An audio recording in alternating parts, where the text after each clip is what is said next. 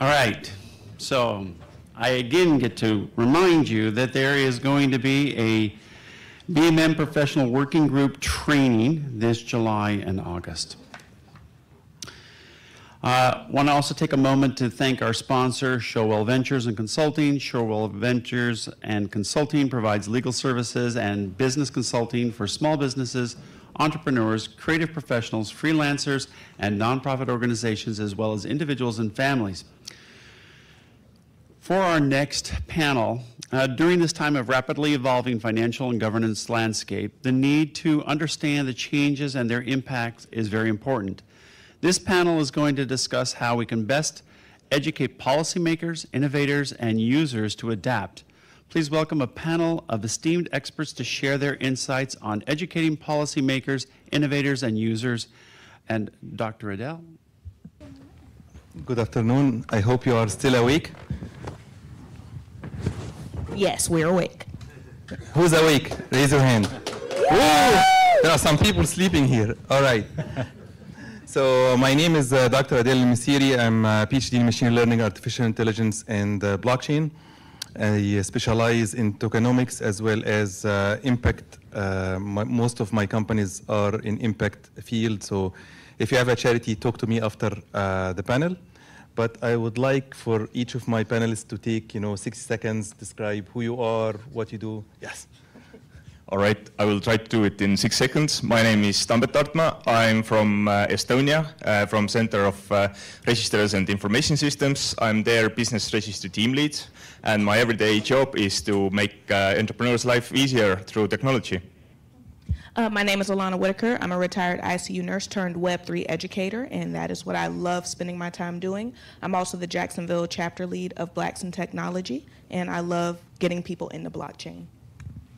Good morning. My name is Julius Moye. I'm a crypto risk consultant with CipherTrace, a MasterCard company, which provides blockchain analytics and crypto risk intelligence solutions to governments and in the private sector as well, traditional financial institutions, VASPs. And just prior to coming on to CipherTrace, also worked at on compliance in CEXIO, which is a global cryptocurrency exchange. Hi, I'm Stipe Plejic. I'm a attorney. I've been an internet attorney for about 30 years, and I got into the crypto space pretty early and do a lot of work with early stage companies in crypto and middle stage companies in crypto, corporate work, intellectual property work, licensing, the basically soup to nuts, and really excited to talk about this topic because it's really, I think, critical, the education of people in the crypto space.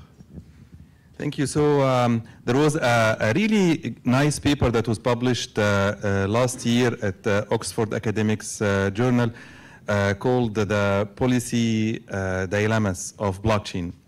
In it, Clifton talks about the different aspects of how a policymaker is confronted with issues that a fast, rapid moving technology, which is blockchain, that is both immutable, but at the same time distributed, which kind of like sounds weird for them to begin with, to wrap their head around it.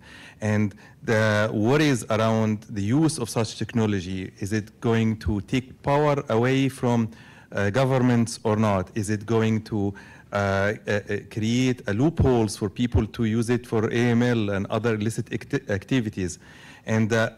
And you have to remember that a lot of the policymakers are older generation, so for them they just got their head wrapped around this dang internet thingy. So now we have to complicate it and get blockchain, which is completely different. Talk about a digital file, it's not a digital file, it's a digital asset, and you have to explain what's the difference between those. And then when you start mentioning smart contracts and talking about code is law, then they kind of like, oh, so it's a legal system now. No, it isn't, but it's governed by the code that works through it. So in short, what I wanted to say is that man is usually enemy of what they don't know. So a critical part for any industry to actually take root and get to mass adoption is for people to understand about it. And then the people's representatives, those that we've elected, unfortunately or fortunately, to make the policies for us, to understand how that technology will change our lives, and then that how much we, the people, want that technology to be implemented. We don't want it to be secluded or stopped somewhere. So in that venue, moving from a paper trail system, like in many governments around the globe, to an actual electronic system took decades in some areas, where just now in 2023 they are finally coming on electronic, and in order for you to get a driver license, you can go and get it on a computer system instead of having pieces of paper being stamped all over the place. So a long time for them to get into electronic. And then following that, we are talking about transforming that into blockchain. So if it took so much time to move from paper trail into electronics, and how much time do we think it will take to go into the blockchain aspect for it?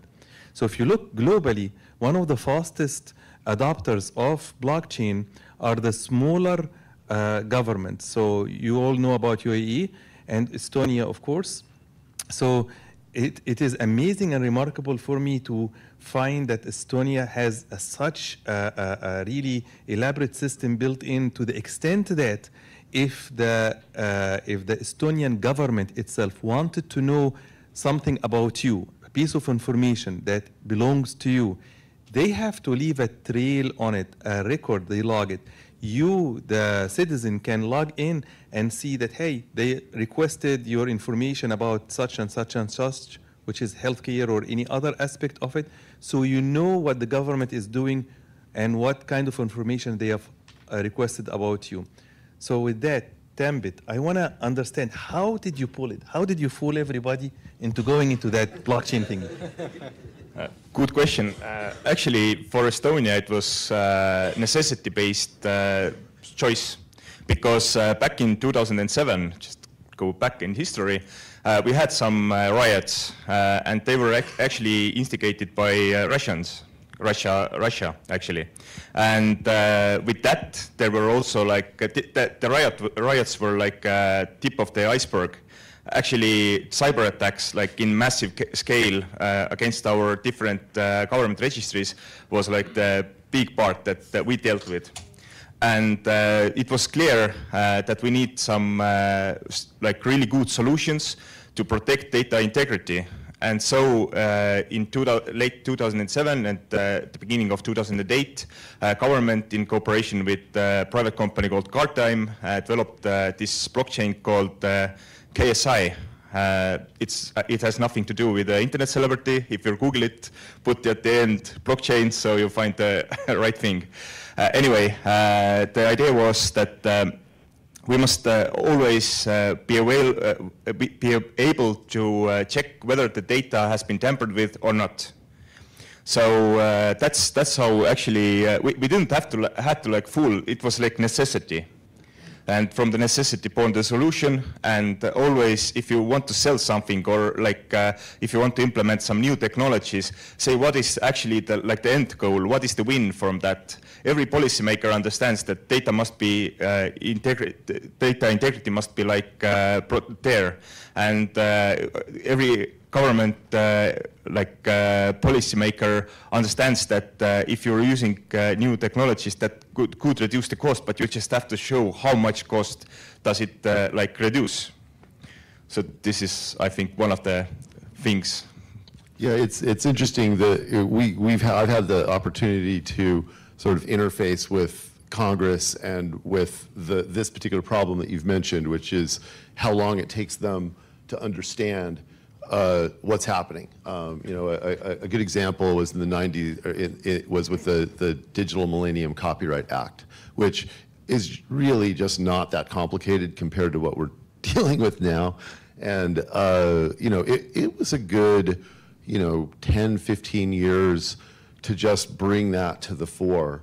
And what you realize is that these people are processing an enormous amount of information, and that our government is sort of purposely set up to be relatively inefficient, and so that things get done right, sort of take the time, do it right type concept. But technology moves so much faster than our understanding, even our understanding of it. I mean, I think anybody would say that their understanding of blockchain is somewhere on a scale, you know, right now, anybody in this room. And just imagine if you hadn't even started your journey yet. And that's what you get. You get, you know, with the Congress people and senators, they're relying upon their staffers to inform them using reports. The staffers need to learn as much as they can. And if you hearken back to your blockchain, you know, education journey, I know for me as an, you know, an internet person, I thought, oh, it's just a new internet technology, no problem. I'll be able to figure out pretty quickly. Well, no, it was a lot more difficult than the prior technologies to understand. And so you can kind of hear echoes of that when you hear the senators and congressmen and the staffers talk about blockchain. They're somewhere along their journey, and we have a responsibility, I think, to help people with this, and to help people to learn and to understand. A really quick story. I know someone who lost a lot of crypto, a music industry person, and we were having a conversation about it. And there was another, you know, music industry person, just somebody who had done a lot more in crypto. And this guy was telling his story about having lost his crypto, and the other guy said, "Yeah, give me your cell phone."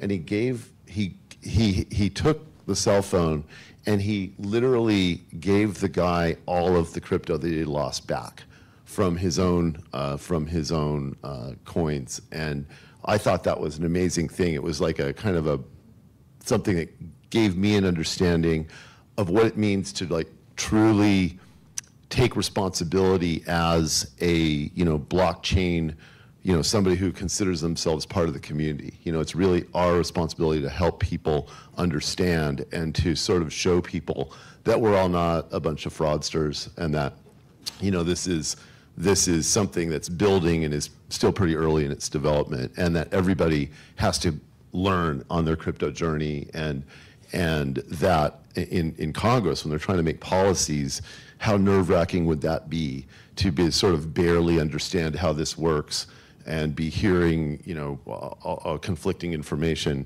from all sides to come out to, you know, what should we actually do about this?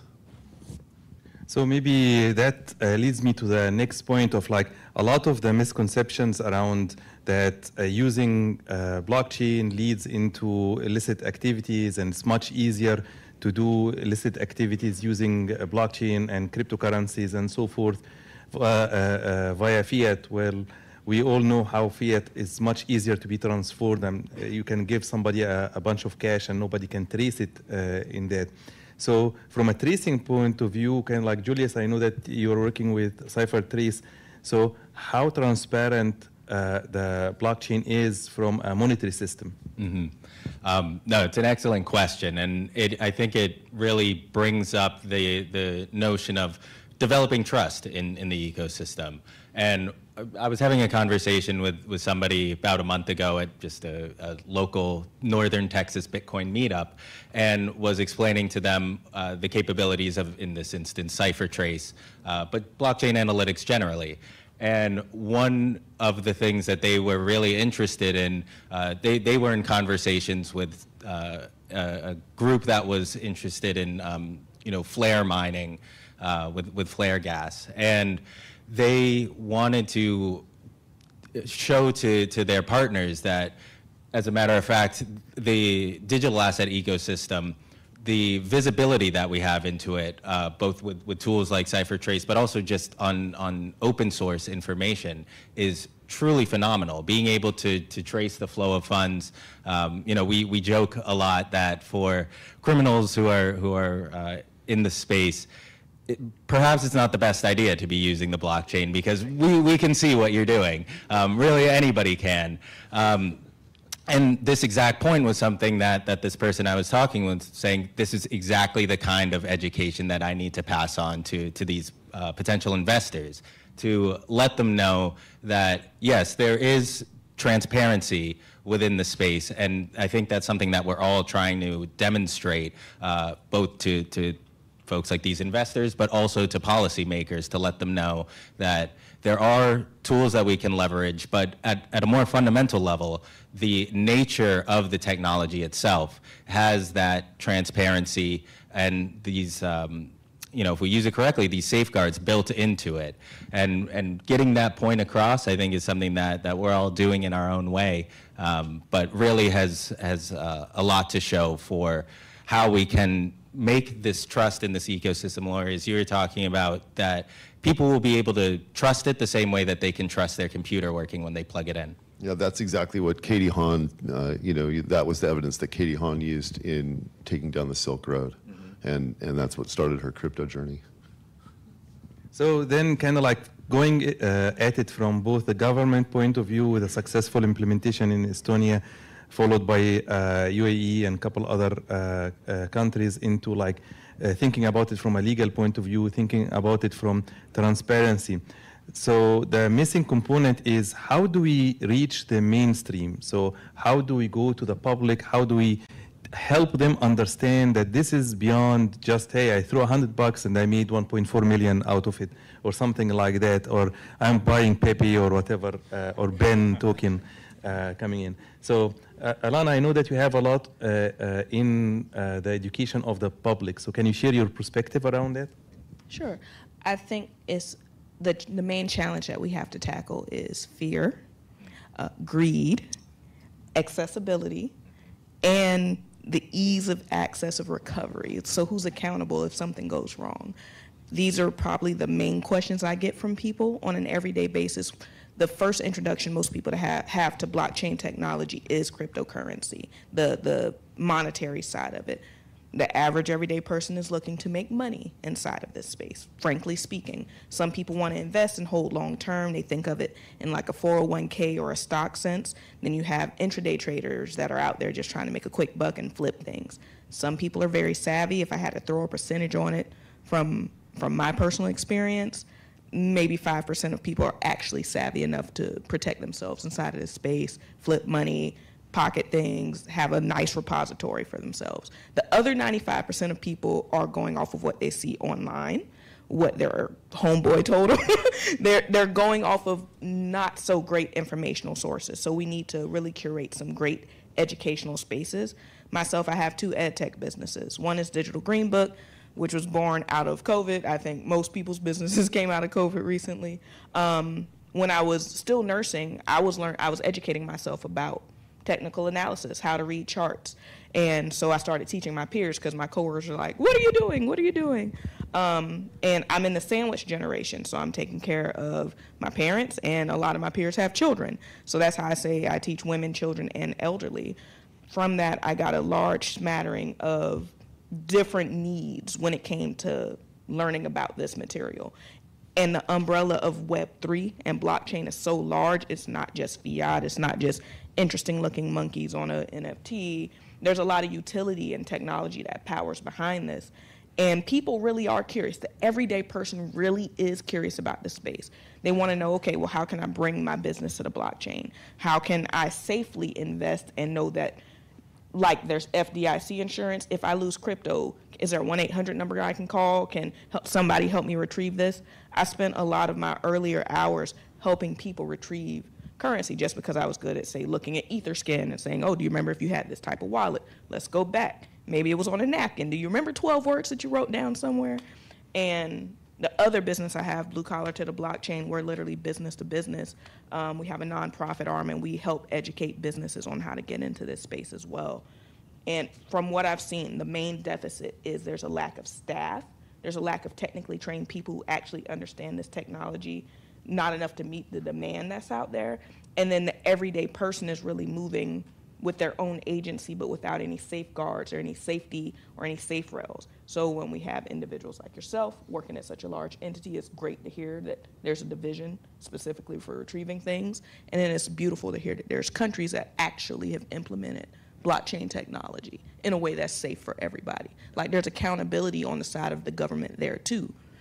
Like yesterday, Tambet opened up his phone and showed me the Estonian blockchain, and I was like, this is amazing. Every time the government requests your information, you can see it. Or if I want to start an LLC and I file documents, they can see that I'm doing that, and it's fast. Yeah, it's real time, so so immediately you can see like who has checked your data, and what was the reason, and if you have like some additional questions, then you can always turn to this agency and ask from them, why did you request my personal data?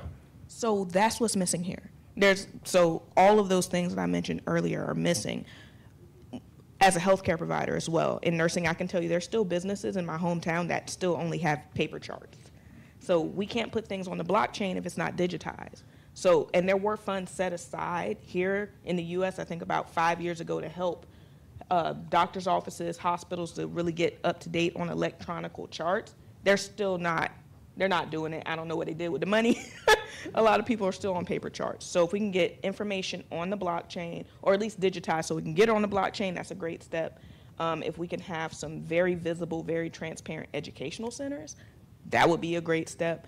Or actually funding individuals who want to do the very mind-numbing labor of educating the everyday layperson who might be fearful or hesitant or defiant, those things. Yeah. One thing, if I may, in just thinking about how we educate the public on technology is, I think this is a really unique moment in history for us to really be able to bring back what is a technology. I mean, when we hear the term technology, it kind of sounds something that can be a little bit scary, perhaps reserved for technologists and engineers. But I think with the advent of Bitcoin and by extension blockchain and everything that the folks in this room here are doing is it's started to open up the conversation now for people to think about what these more fundamental types of technology are. You know, Aristotle yesterday spoke so eloquently about the technology of different governance models. We're also now starting to, on a much broader scale, talk about what is, how is currency and money a technology in and of itself, and breaking it down to its fundamental components. And I think that has, it brought me into the space, it's brought my wife into the space, and so many other people that I've spoken to. Once they start to think about how technology at this really fundamental definitional level is part of their everyday life, then that will be their first step in bringing them into thinking about technology at this higher level as we're implementing it. Yeah, I think also you mentioned fear a few times. I think fear is the mind killer, right out of Blade Runner. It's really a challenge to get people across their fear, and fear is really at the basis of a lot of the problems our industry has. And, you know, in Congress, it certainly is fear that's driving a lot of the resistance to the blockchain industry.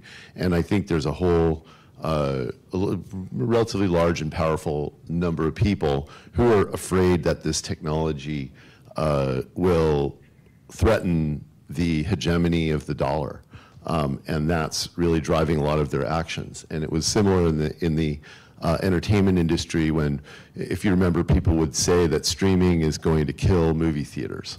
It's kind of the same sort of thinking. You know, yes, I know the content's the same, but actually going to the theater is a different experience than watching Netflix at home. And as it played out, the more people watched Netflix at home, the more people went to the theater because the content actually became more popular. And you know, there's similar analogies with blockchain technology where it's not really, I mean, you know, all of this stuff takes a lot of time, and it's not really, you know, this does not replace the dollar in the next 5 years, right? This does not replace the dollar in the next 20 years. And I think that getting people over that fear is a process of education. The more they understand about it, the less fearful they'll be. So maybe from that fear point of view, I still remember when the Industrial Revolution was happening and you had automated machines coming through. There were riots by the workers and like, hey, you're gonna completely get us out of job and all of that, which is what we see with AI right now.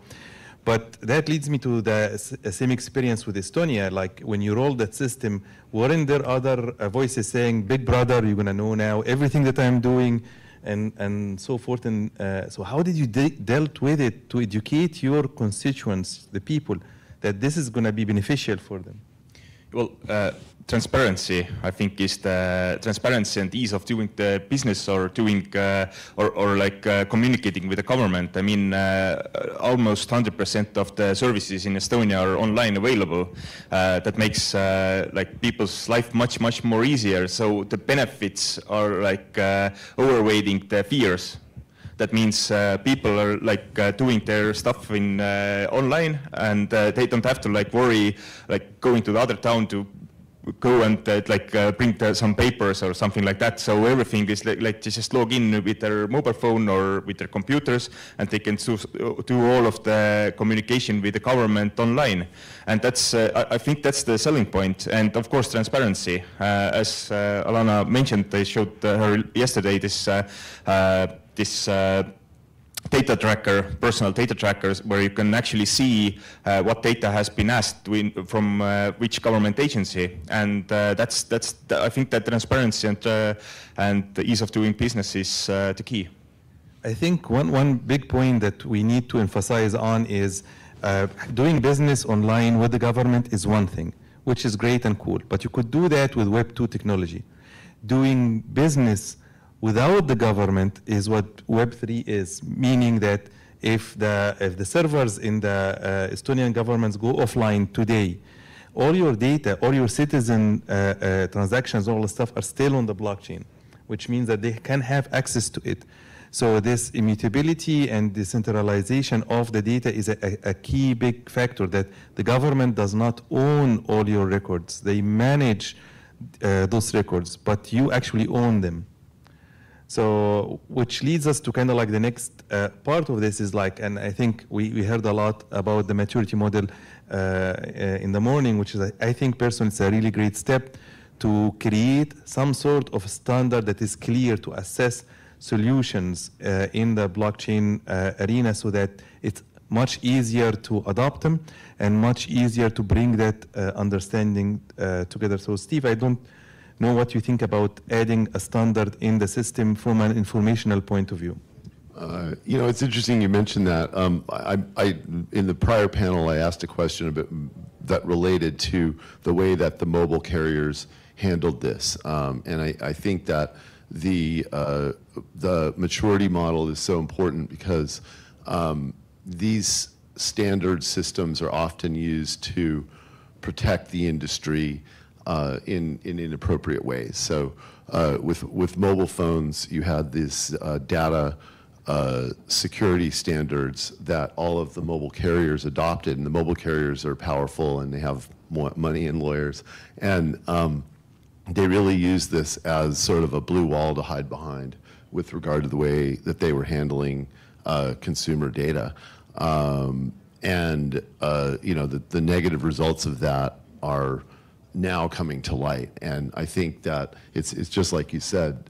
If you have a completely, maintaining the integrity of organizations like the GBA is paramount, because you don't want this to turn into another blue wall that people hide behind. And to me, it's pretty amazing that this maturity model only takes, everyone's talking about, 16 hours. Well, think about that, a 2-day process to evaluate your entire technology stack. It's pretty amazing. And if you can keep the integrity of that and elevate that standard with transparency, as you were saying, you've got something really powerful that is in many ways not precedented. These things usually are not brought about by an independent outside people who are interested in maintaining the transparency. Usually they're brought about by people who are interested in protecting a financial interest. The thing that sticks out to me the most is the EULA, so the end user license agreement. When I'm thinking about the user, most of us just want to do something, use an app, have a good experience, but usually be a 17-page item that you have to scroll through. People don't read that. They don't understand because the language in it is so complicated. The same is true when people are voting for things. You might get primary, secondary, tertiary ballots at your house, and you're like, what does this amendment say? I have no freaking clue what this means. So most people just check yes or no because they're voting with their party. So when you're saying what you're saying, as we move forward, I think some of the things that we could take precedent in as a GBA is making things more plain text language for everyday users. Because I guarantee, even myself, sometimes I have to sit up here and really decipher and break down and digest what some policies are about to say, because I don't know how they could impact me. I'm like, is this a double negative? If yes, then yes, yes, then yes. Like, I'm not entirely sure. And the same is true of the user. Honestly, 90% of end users don't need to learn the technical aspects behind how to use something. But there are those that will be curious and they just want it transparent. So if I so choose to access or learn about this, okay, I know what this thing does. Honestly, I think one of the most important roles going forward will be a UX UI designer, because they're really responsible for how the everyday person who has no understanding of this blockchain technology, they just look at it, oh, it's pretty, it says click here to spend my money, okay, boom. Yeah, I agree with you as relates to users and normal high-level conversation like the one that we're having now. If I hearken back to the internet, I remember when we would pitch internet companies, or my clients would pitch their company for investment, there was a good 45 minutes spent on how does the internet work? How does HTTP deliver bits? Can the internet be shut off? That was always the big mic drop question from the VC. Can't you just shut the whole system off? And you would have to go all the way back to tank command for how you can't shut the system off. And well, if you take out these 5 tanks, the rest of the tanks can still communicate.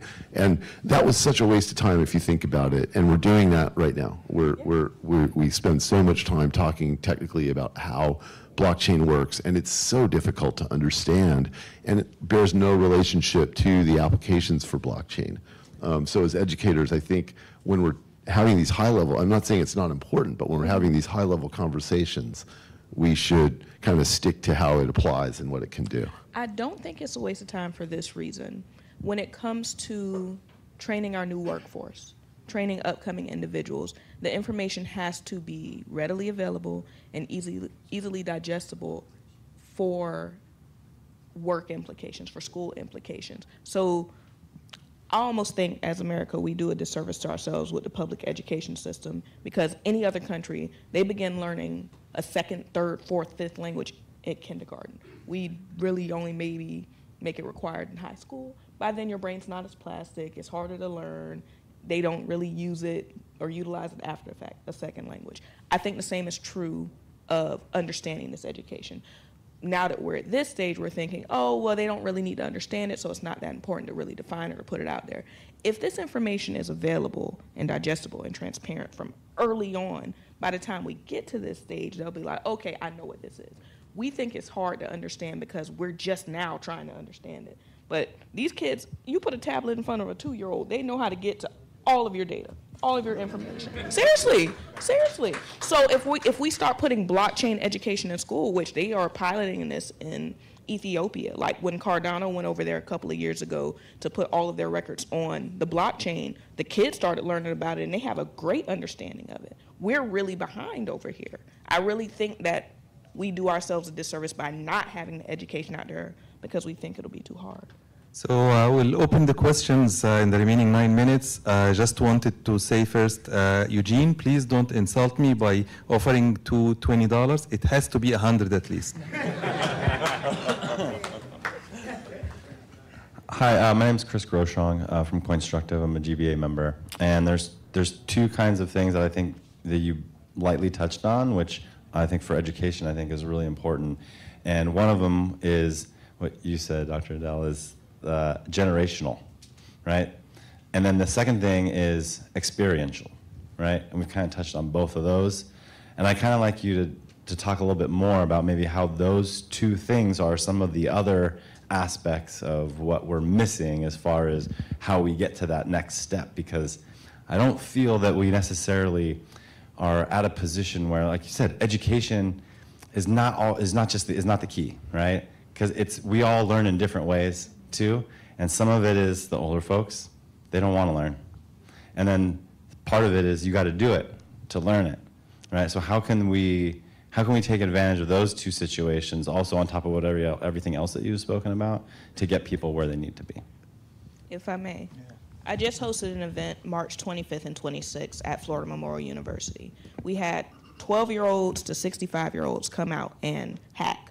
They participated in a hackathon. And most people, when they hear that word, they're like, what the heck is that? Basically, it's like a tech competition. You're showing people how to do something or ideate or create something. And the output of that is something beautiful that you've created. These kids had no exposure to it before. They had never heard of blockchain. They never done, some maybe did some self-study, but we had over 10 teams compete.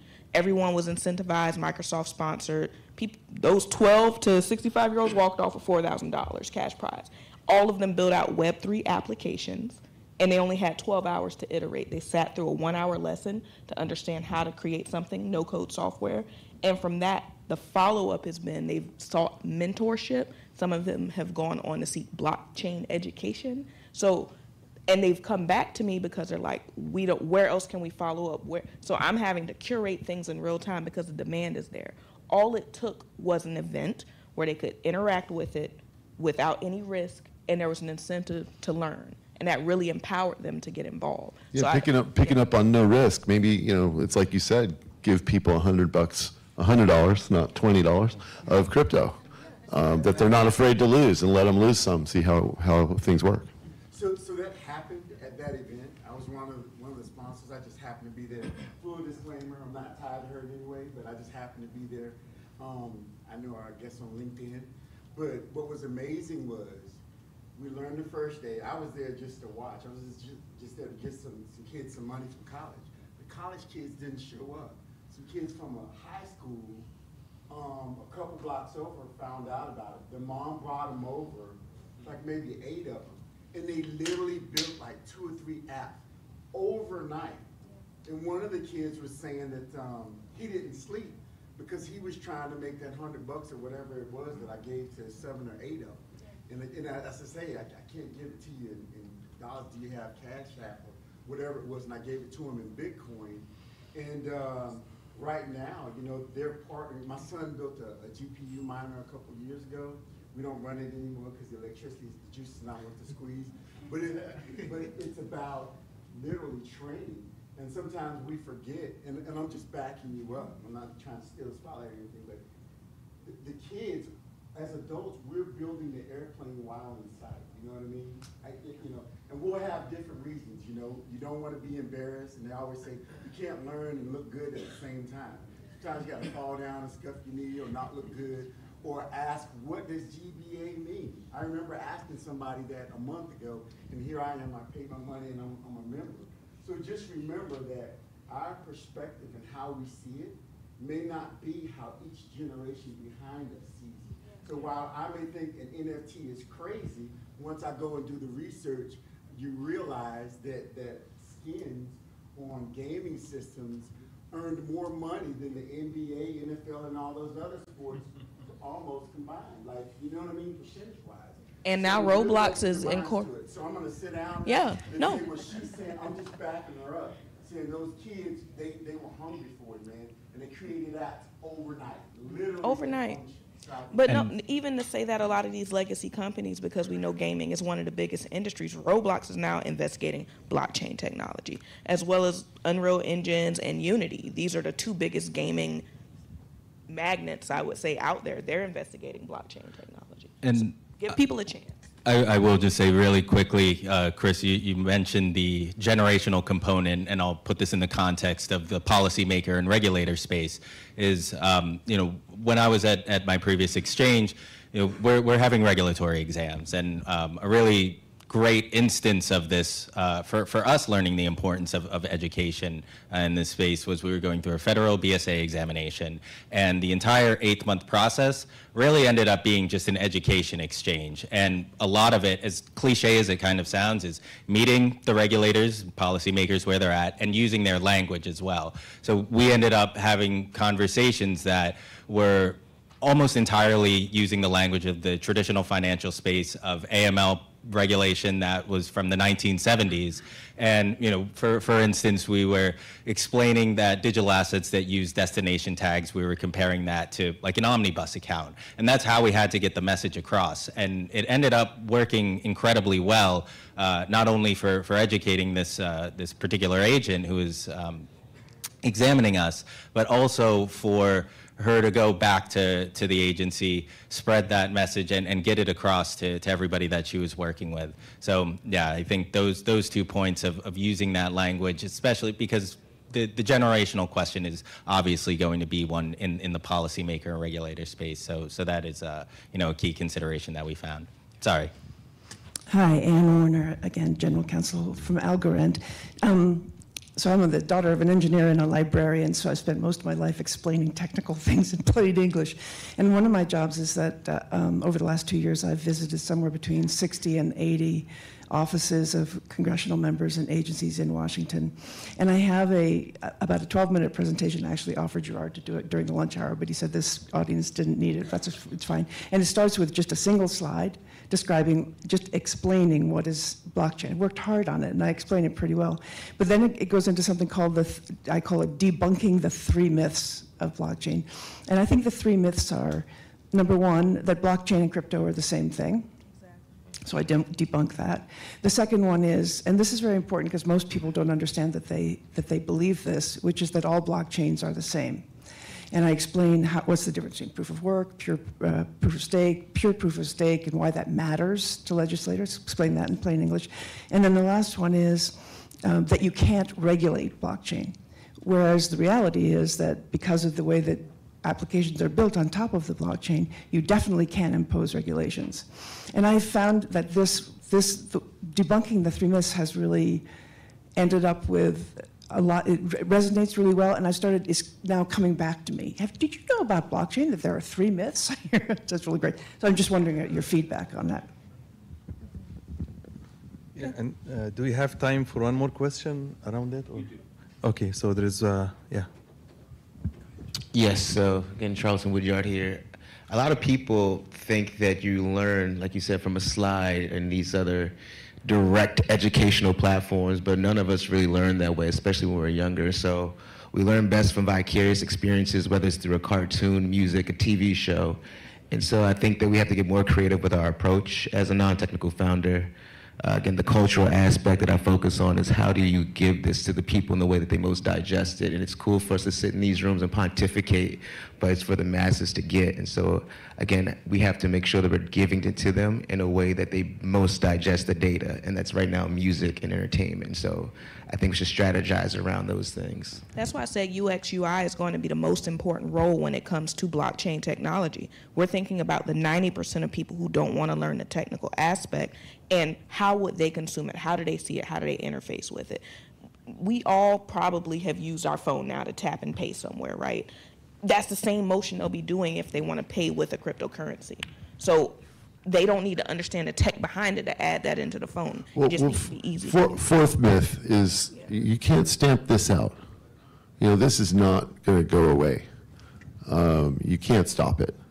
And that, I think, is an important myth, especially in Washington. Yeah, and maybe to add just that, well, you can always bring like real life examples where it has been like beneficial to use like new technologies like blockchain. And if you have real life use cases, then it's easier to sell, because usually like people are afraid to try things out. But in Estonia, we have a mindset, we have like government as a startup. We always want to try new things and see what works and what doesn't, and fail fast. And if we fail fast, then we iterate and find new solutions. So the government is a startup. Yeah. This is hilarious. That's hilarious. And one question just for a mindset, you. yeah. From the legacy CFI side, CipherTrace obviously is looking into tracing all the transactions in these sorts of interactions. Are you feeling like they're becoming more warm to the concept of letting us pay with crypto again? Yeah, I would say, by leveraging these kinds of tools and explaining the transparency that's inherent within these kinds of financial systems, I do see that there are a lot of folks in the traditional finance space that are starting to lean into, interacting with the ecosystem a lot more. And so it's just, again, figuring out where those particular institutions and the individuals within that are, and meeting them at that point. So, are you the yes. internal champion? Are you an internal champion for utilizing crypto on a Yes, and I think we all are. Okay, I'm just asking. We can have a All right. conversation afterwards. Most definitely. All right. I want to thank everyone.